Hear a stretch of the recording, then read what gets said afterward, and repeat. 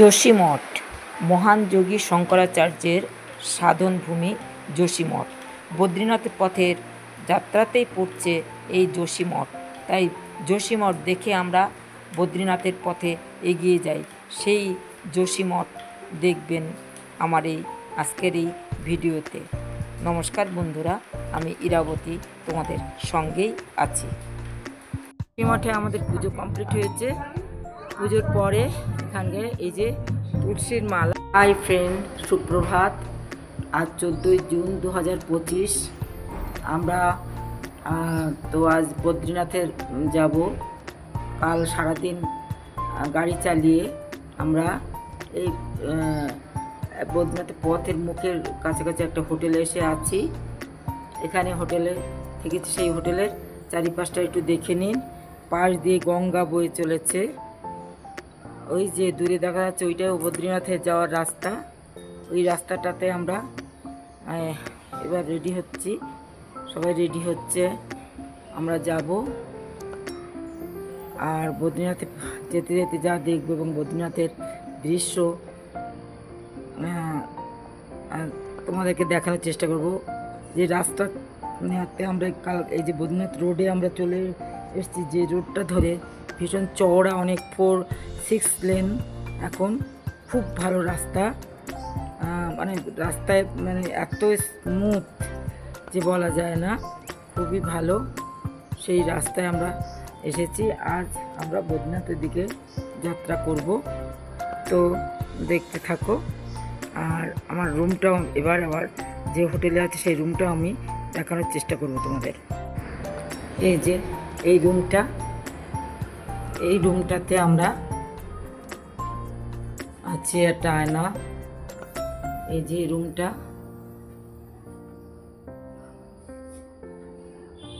দেখুন, বেশ খারাপ না, মোটামুটি 1300 টাকা করে নিয়েছে, দামও কমই আছে। এরই ওপরে আছে এদের ক্যান্টিন আছে, একটা শপিং মলও আছে ওপরের দিকটাতে, সিঁড়ির উপরের দিকটাতে। এই সাইডটা একটু দেখি আমরা।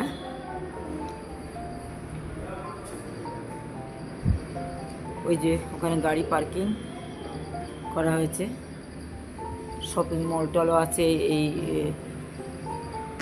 এটা পাঞ্জাবি হোটেল একটা, এই হোটেলে আমরা আছি। ঠিক আছে, বাই, রাখি এখন।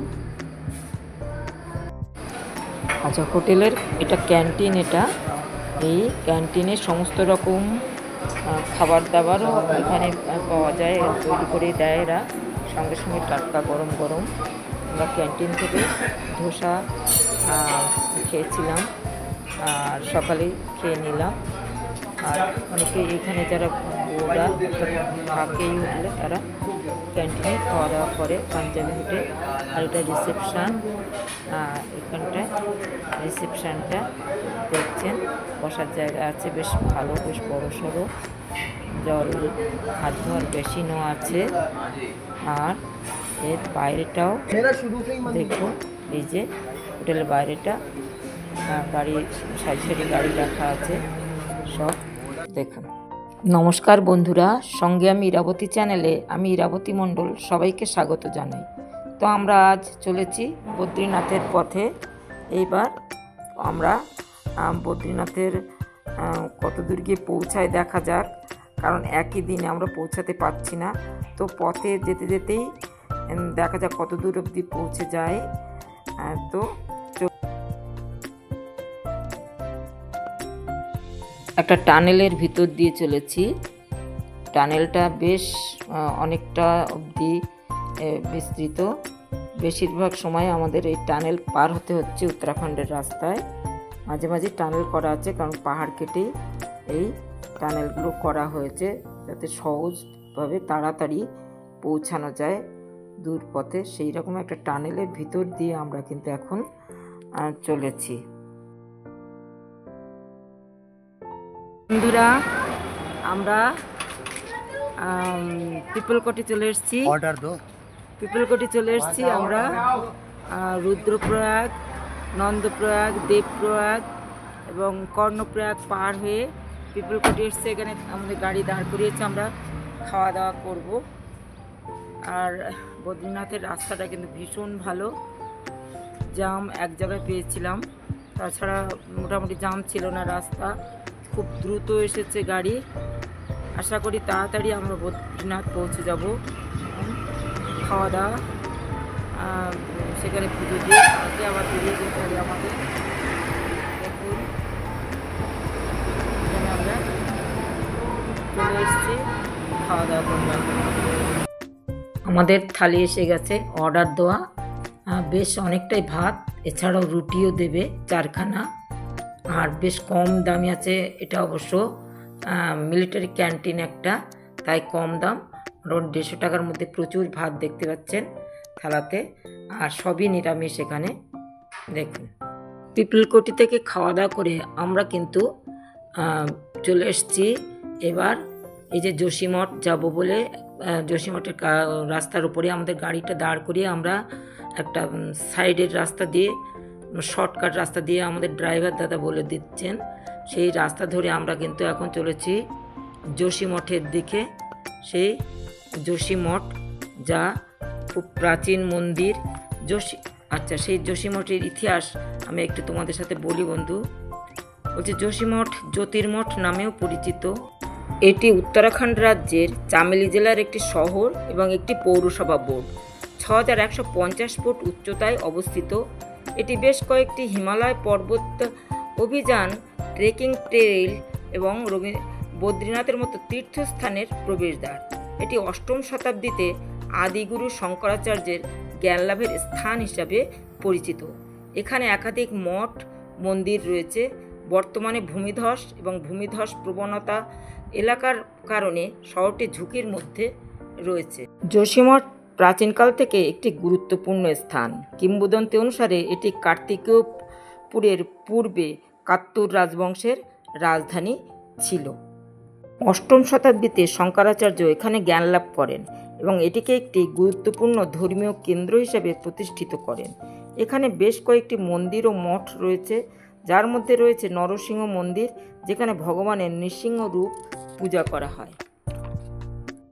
তো চলুন দেখা যাক বন্ধুরা, আমরা সেই যোশীমঠের দিকেই চলেছি। রাস্তার দুধারের বাড়ি ঘরগুলো একটু দেখুন, এগুলো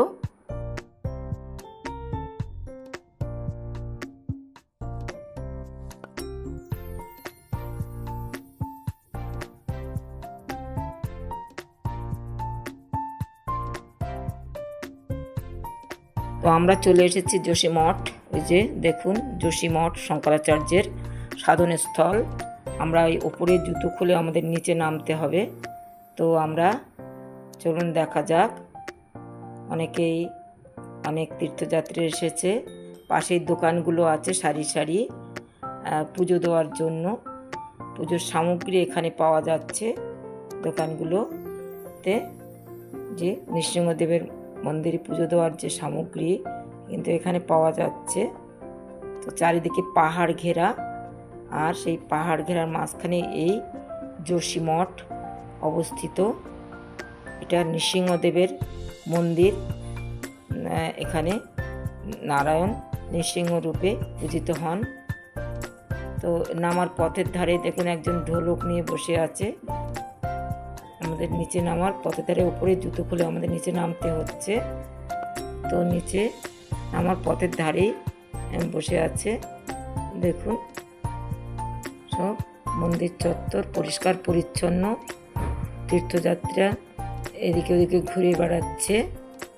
দেখুন যোশীমঠের এই মন্দিরটি কিন্তু নতুন মন্দির। পুরনো যে মন্দিরটি ছিল সেটা ছিল কাঠের মন্দির, আর এটা নতুনভাবে নির্মিত মন্দির এটা। তো দেখুন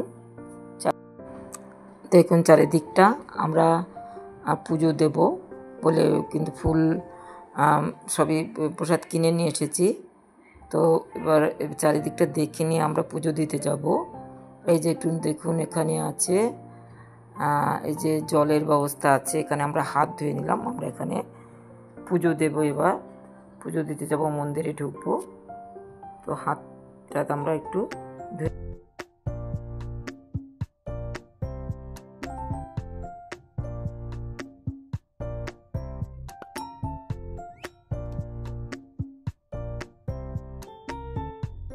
তো হাত টাত ধুয়ে নিয়েছি, আমরা এবার পুজো দিতে ঢুকবো।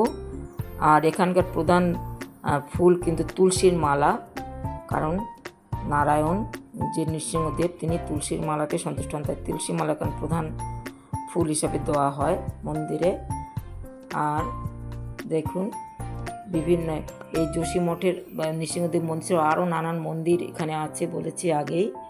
আর এই যে মন্দিরটা, এটা হচ্ছে লক্ষ্মী দেবীর মন্দির, কারণ নারায়ণ যেখানে থাকবে সেখানে তো লক্ষ্মীকে থাকতেই হবে। এটা সেই লক্ষ্মী দেবীর মন্দির। আমরা লক্ষ্মী দেবীর মন্দিরেও প্রণাম করলাম একটু। এই মঠে আমাদের পুজো কমপ্লিট হয়েছে। পুজোর পরে এখানকার এই যে তুলসীর মালা আমাদের গলায় দিয়ে দিয়েছেন এখানকার যারা আছেন দেখভালের জন্য। আর এখানে শঙ্করাচার্য এখানে তপস্যা করেছিলেন, বহু প্রাচীন এই মঠ। এখানে খুব শান্তি পাওয়া যায়, মানে শান্তি লাভের জায়গা। এটা প্রাচীন মন্দির, এটা নৃসিংহদেবের মন্দির এখানে, এবং সঙ্গে রাম সীতার মূর্তিও আছে, হনুমানজির মূর্তি আছে, কুবেরের মূর্তি আছে, বদ্রীনাথজির মূর্তিও আছে। ভেতরে ছবি তোলা নিষেধ, ছবি তুলতে পারিনি, বাইরে এসে যতটুকু ছবি তুললাম। যাই ভাই, আমরা আবার বদ্রীনাথের পথে কিন্তু যাব, একটু দেখুন।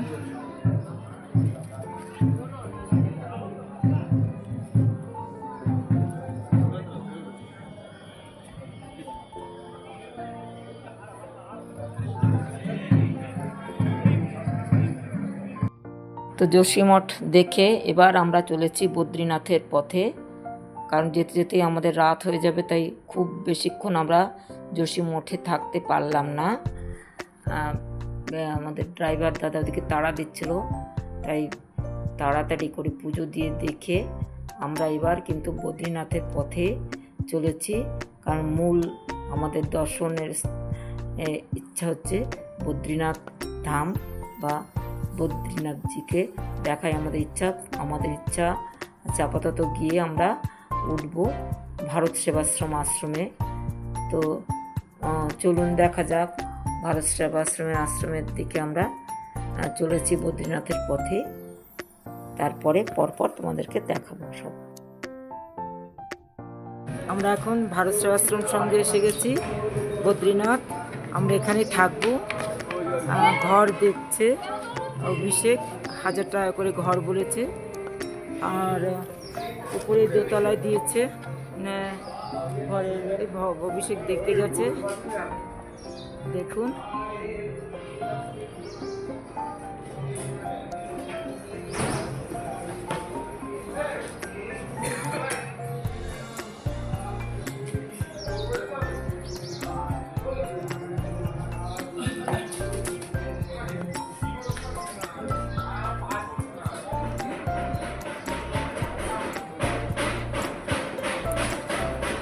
আমরা এবার রুমে গিয়ে একটু ফ্রেশ হয়ে মন্দিরে চলে যাব, সন্ধ্যা আরতি দেখব। ঠিক আছে, রাখি, বাই।